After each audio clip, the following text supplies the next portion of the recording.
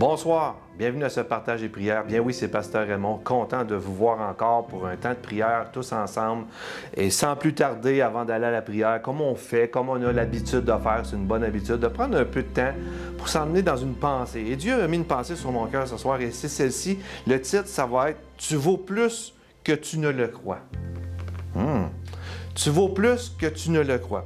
Et juste pour un peu imaginer ce que je veux vous partager ce soir, prenez cette petite bouteille d'eau-là.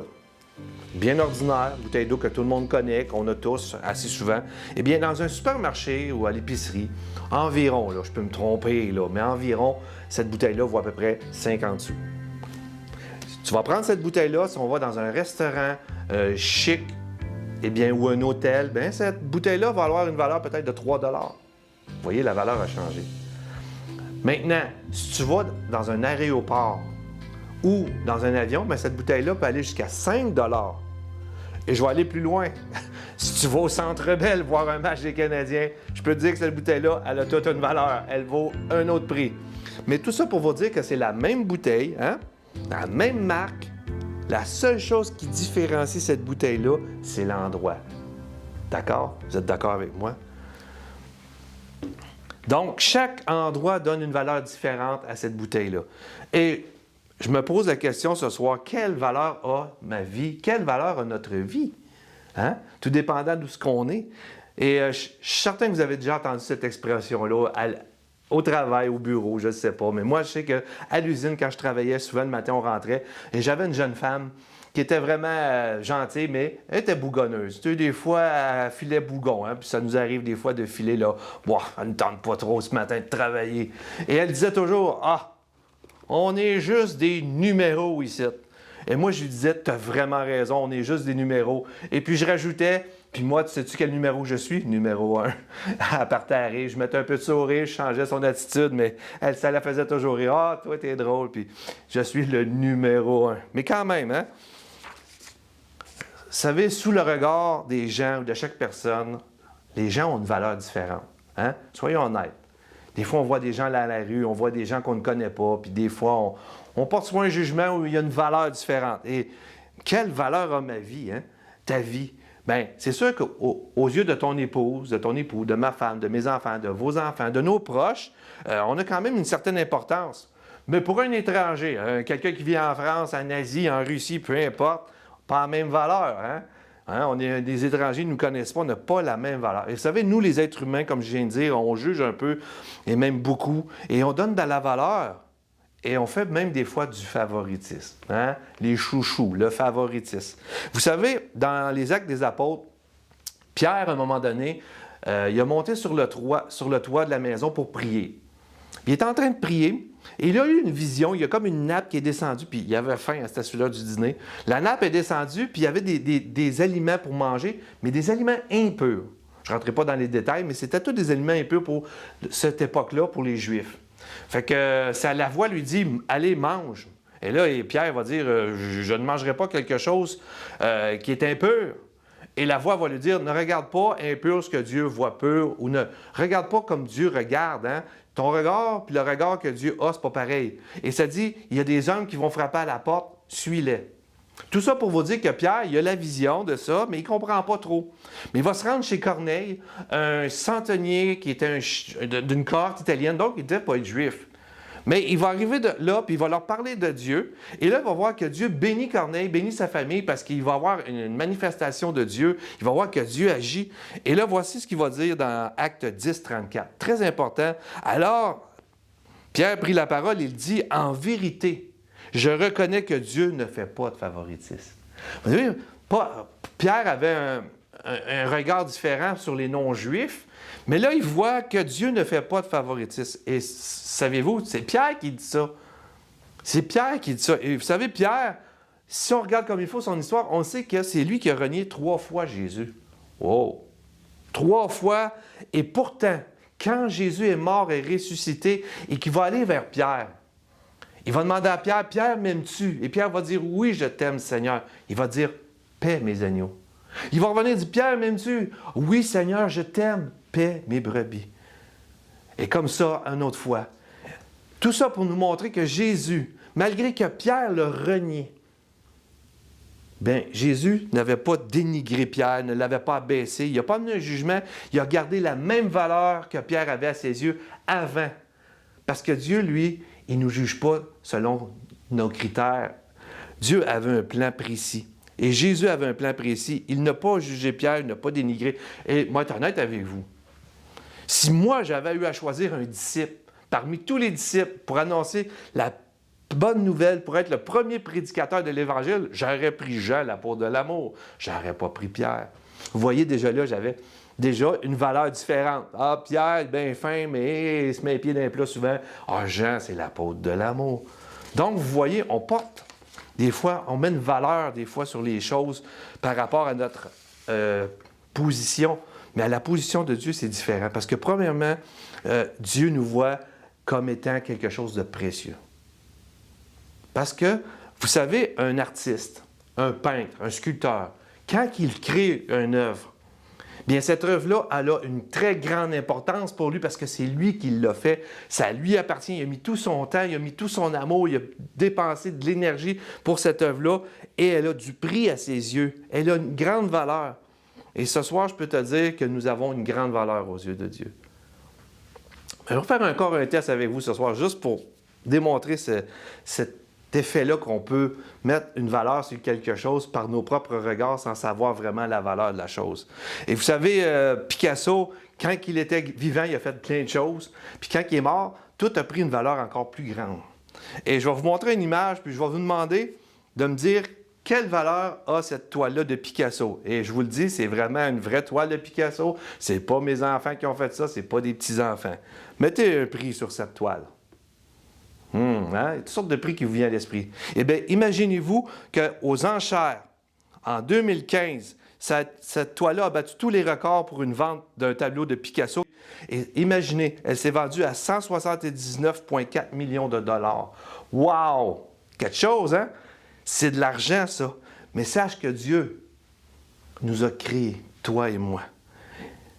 Plus que l'œuvre de Picasso, nous avons une grande valeur, encore plus que ça. Nous avons une valeur inestimable. Nous valons un grand prix aux yeux de Dieu parce que comme Picasso aimait ses œuvres, eh bien, comme Dieu aime son œuvre ce soir. Hein? Notre vie a plus de valeur qu'on le croit. Et si tu trouves ce soir que tu n'as pas beaucoup de valeur, hein? Que tu ne vaux pas grand-chose dans la vie, que tu te sens moins que rien dans ce monde, sache que Dieu t'aime plus que tu ne le crois. Il a donné sa vie pour toi et moi. Il l'a prouvé, hein, en donnant ce qu'il y a de plus précieux. Vous savez, ce soir, ce qu'il y a de plus précieux sur l'être humain, c'est bien sa vie. Hein? On est prêt à beaucoup de choses, mais pour notre vie, il n'y a pas de prix. On va tout faire pour la vie de nos enfants ou notre propre vie. Eh bien, là est tout le sens de la valeur de l'être humain. Dieu a envoyé son Fils et Jésus a donné sa vie pour toi et pour moi. S'il y a bien quelque chose qui a de la valeur, c'est bien la vie, encore plus celle de Jésus-Christ, celle de Dieu fait homme. Vous savez, les gens les plus riches de ce monde, les gens les plus riches qui ont le plus d'argent et d'influence dans ce monde, ne peuvent même pas rallonger leur vie d'une journée. Ils n'ont pas assez d'argent pour faire cela. Ils ne peuvent pas racheter leur vie, d'allonger le temps. Il y a juste Dieu qui peut faire ça, parce que Dieu a les moyens. C'est là que la croix de Jésus va tout prendre son sens ce soir. Oui, Jésus est mort pour tes péchés, mes péchés. C'est primordial de reconnaître que nous sommes pécheurs. Mais ça nous montre quelque chose en arrière-plan encore plus profond, plus grand. Il nous montre l'amour de Dieu, il nous montre la valeur que nous avons aux yeux de Dieu. Ça nous dit que Dieu a tellement aimé le monde. Il t'a tellement aimé, tu as tellement de valeur aux yeux de Dieu. J'ai tellement de valeur aux yeux de Dieu qu'il a donné son Fils unique. Il a donné ce qu'il y avait de plus précieux, son Fils unique. Ainsi, tous ceux qui croient en lui ne se perdront pas loin de lui ou loin de Dieu, mais ils vivront avec lui pour toujours. Wow! La croix, c'est bien un symbole aussi de l'amour de Dieu, mais aussi de la valeur que Dieu porte à l'humanité, à sa création. Ce soir, peu importe ce que les gens pensent de toi, que les gens pensent de moi, l'important, c'est ce que Dieu pense de toi et de moi. Et Dieu nous aime tellement. Jésus t'aime tellement. Il nous aime tellement. Nous avons tellement de valeur qu'il est venu ici-bas comme un simple homme et il a été obéissant jusqu'à la mort de la croix pour donner sa vie pour toi et moi. Même Pierre va dire dans 1 Pierre, chapitre 1, le verset 18 et 19, et regardez ce que ça dit, sachant que ce n'est pas par des choses périssables, par de l'argent ou de l'or, que vous avez été rachetés de la vaine manière de vivre que vous viviez ou que vous aviez hérité de vos pères. Mais, écoutez bien, mais par le sang précieux de Christ, comme d'un agneau sans défaut et sans tache. Jésus a versé son sang. Il a donné sa vie. Il a été meurtri et flagellé parce qu'il pensait à toi, il pensait à moi. Puis il a dit, ça vaut la peine de souffrir tout cela parce que vous avez de la valeur. Vous avez du prix à mes yeux. La personne la plus importante au monde te considère, me considère. J'ai de la valeur aux yeux de Dieu. Ce soir, sache que Dieu n'est pas indifférent à ce que tu vis. Sache que Dieu connaît ton cœur et Dieu veut te dire ce soir, à travers la mort et la résurrection de Christ, que tu as de la valeur pour lui. Même dans Jean 15, 13, ça dit, il n'y a pas de plus grand amour que de donner sa vie pour ses amis. Il n'y a pas de plus grande valeur que l'amour que Dieu porte pour chacun de nous. Et Jésus dit dans Jean 10, 17, « Le Père m'aime parce que je donne ma vie, afin de la reprendre. Personne ne me l'ôte. » Jésus n'a pas été forcé, mais il dit, « Mais je la donne de moi-même. » Wow! Quelle valeur nous avons aux yeux de Dieu. Jésus te regarde comme une pierre précieuse ce soir. Il me regarde, il me voit, pas avec mes manquements, mais il me voit avec un cœur repentant, un cœur reconnaissant. Et c'est ça qui fait toute la différence, de connaître que nous avons de la valeur aux yeux de Dieu. Hein? Je te l'avais dit, tu vaux plus que ce que tu le crois.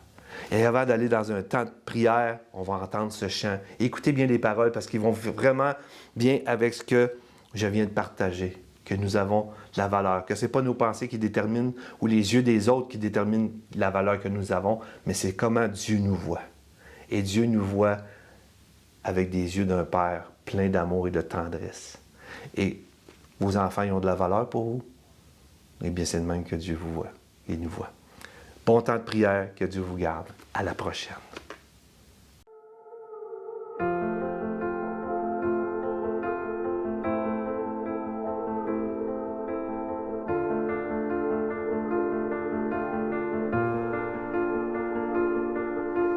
Des voix dans ma tête ne cessent de me dire que je ne suis rien.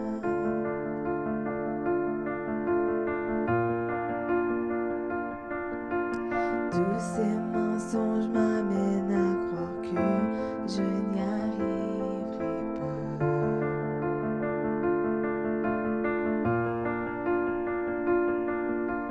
Ma vie ne se résume tel qu'à des moments de haut, de bas.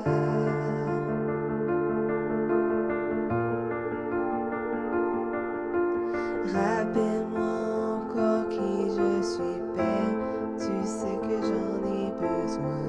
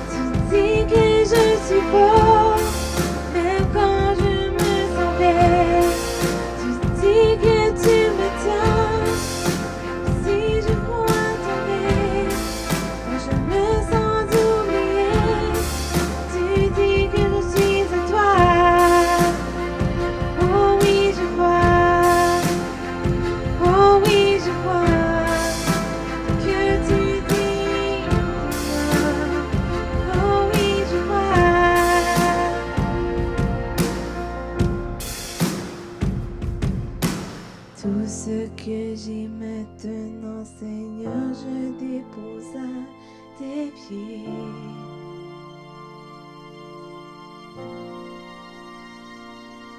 À toi soient tous mes échecs, à toi soient toutes mes